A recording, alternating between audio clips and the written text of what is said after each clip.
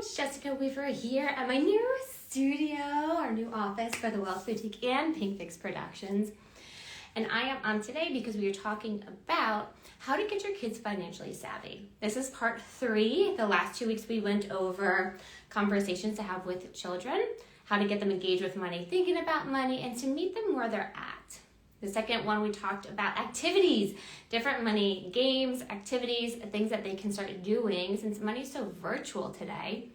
What can they do with you to feel money, see that it's tangible, and get them thinking about saving, spending, investing, and gifting, donating money.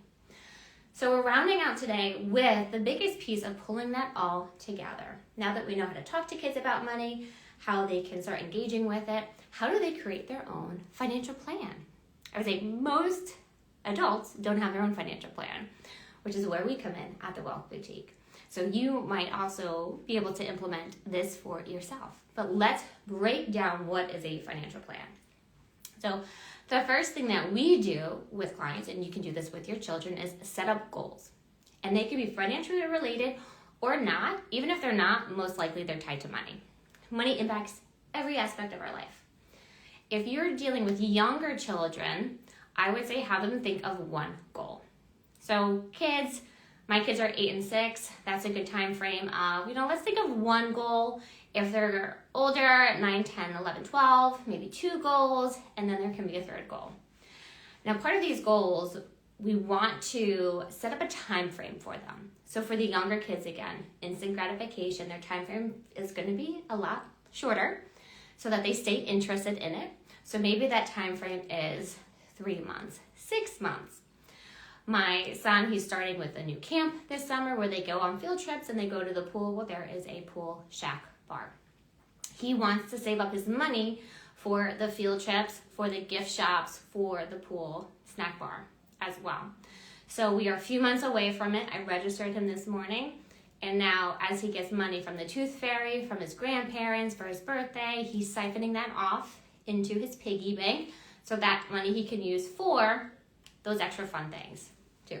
Okay? So I would say 3 to 6 months for the younger kids. As the children get older, I would like to have a few different time frames. So one that's within the next year. My daughter does the same thing with her camp money. Or if we're going on a trip, she likes to save up money for that trip to spend it on.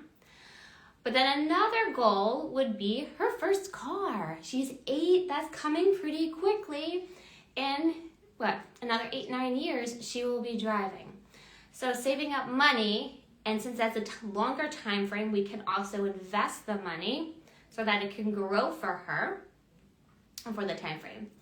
And then an older child, you can add in a third goal. Maybe it's college. What's the money that they need for college? Maybe not to pay for it, but spending money or to go abroad, things like that. So as you're older, you can add in more goals. And with each goal, we're setting aside a time frame for it. So when do I want to accomplish this goal? Is it within the next few months? Is it the next few years, like buying a car? Or is it an even longer period of time for college costs, or for their first house purchase, or to not have to move back at home after college, things like that. I just spoke to my high school, the seniors there, and we're talking about student loans. So another goal could be if they do need to take out student loans, setting aside money for the interest. Some of the unsubsidized student loans, the interest gets added each year. And if you're in college for 4 years, that could be thousands of dollars added to the loan balance. If they're able to set aside money, they can pay the interest so they're not adding to this huge mortgage that they're going to graduate with, as an idea too. Okay. So now we have the goals, we have the time frame of the goals. What's the monetary value we need set aside to accomplish these goals? So let's say it's a car, and one of our rules is whatever you save up, we will match it to buy you a car, but you need to have some vested interest in this car. For it. That's how my husband did it when he was growing up, and I love the idea too. So she needs to figure out, okay, is it $15,000, $20,000? What's the amount that I need set up? What do I need to do every day, every week, every month to set aside $100 towards that car, $200 towards that car? So how do we find that out? Well, what's the monetary amount? For my son's rec camp, it could be $100. He wants to have us spending money. Well, how many weeks do we have until camp starts? Let's say it's 20 weeks, and he's going to set aside $5 a week for this period of time to have his spending money. Okay? So you kind of back into it. What's the amount divided by the time frame, and we can see how much do we need to set aside for it. If you're adding investments to it, we can use a compounding interest calculator and have some fun, nerd out on that. I love doing that kind of stuff. We do. Okay. So now we have our plan. How much are we setting aside each week, each month to accomplish our goals? My kids also set aside their allowance. They get $3 a week. It's not a lot for it, but it helps me in the morning get out of the house on time because they are responsible for doing certain things like their water, their snacks, making their beds, getting themselves ready, vacuuming when I ask them to vacuum, getting the paper towels in the refrigerator, all that stuff too. So I don't give it to them. I count it up, and then for camp, I said, this is the extra money that you have for this.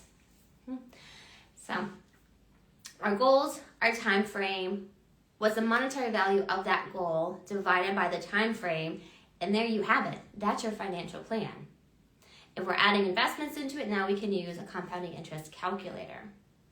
But I think the biggest piece when you're looking at with kids is the accountability behind it.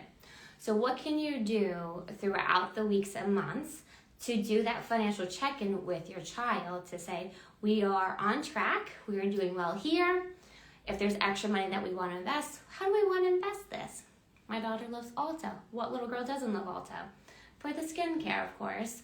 So we invested in Ulta stock. So I can let her know each day how the stock is doing. Is it growing? Is it on a pullback?